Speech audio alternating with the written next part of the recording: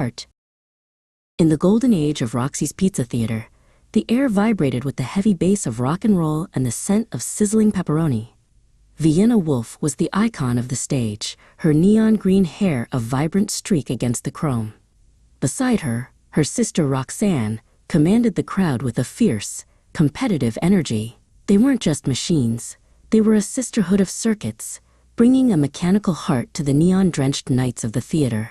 To Viënna, Roxanne wasn't just a bandmate, she was her anchor in the chaotic sea of fame. But the music died the night the kitchen turned into an incinerator. As thick, acrid smoke choked the rafters, the band didn't run for the exits.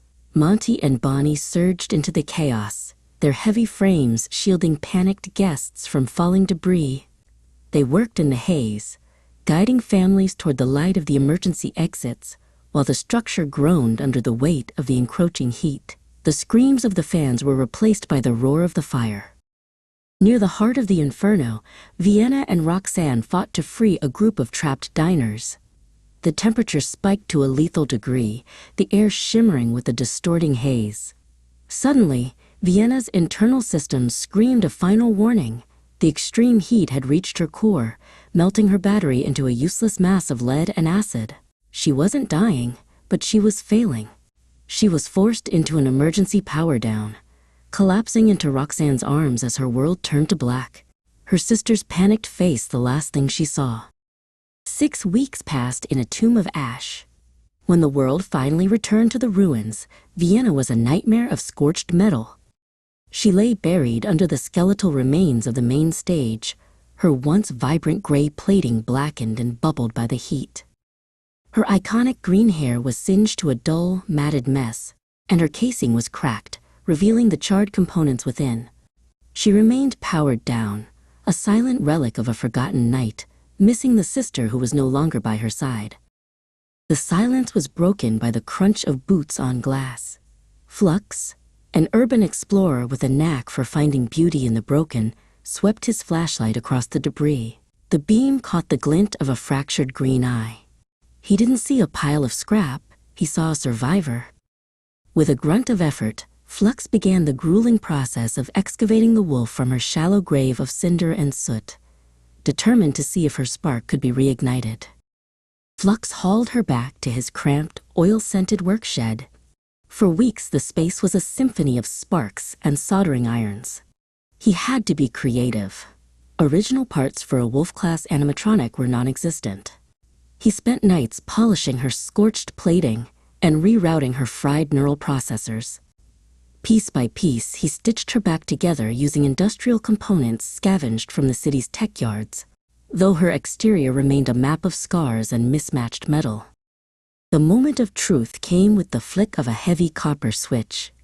Viënna's eyes flickered to life, glowing with a sharp, new intensity. She tried to call out for Roxanne, but the voice that emerged was a shock to her systems. It was deep, resonant, and unmistakably male, the only compatible voice box Flux had been able to find in the wreckage of an old security unit. Viënna clutched her throat, her processors struggling to reconcile the heavy, masculine sound with her identity. Survival brought a new kind of pain. Viënna's programming was fractured, leading to volatile mood swings that mirrored the instability of her recycled parts. She would oscillate between a cold, mechanical fury and a crushing, silent grief. She spent hours staring at a singed, water-damaged photograph of Roxanne, the memory of her sister's embrace during the fire playing on a loop in her mind, a ghost in her machine she couldn't delete, leaving her yearning for the sister she missed dearly.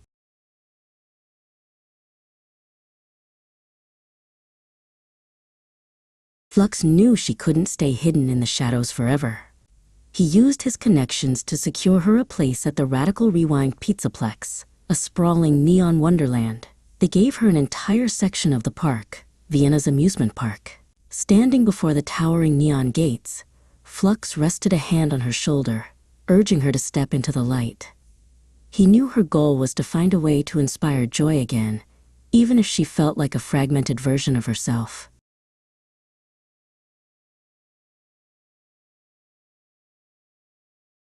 Her debut performance was a storm of nerves.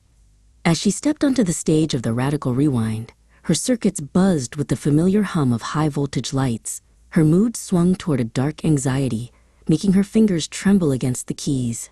But as the first chord echoed, her new, deep voice took hold. A powerful, gravelly anthem that commanded the room. It wasn't the voice of her past, but it was a voice of strength.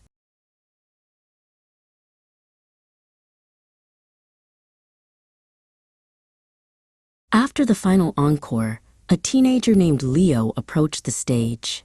He didn't flinch at the visible scars on her plating or the deep, mechanical timbre of her voice.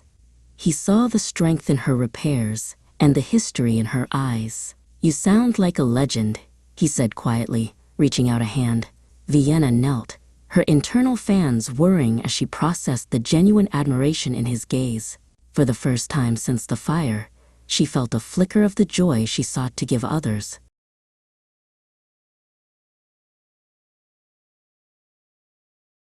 Viënna realized then that she was no longer a ghost. She was a masterpiece of survival, a collection of scars and scavenged parts that still had a song to sing. Roxanne was gone, but her memory was the fuel that kept Viënna's new battery running. She stood tall in her park, ready to face the neon future. She would inspire joy not despite her damage, but because of it, one deep, powerful note at a time.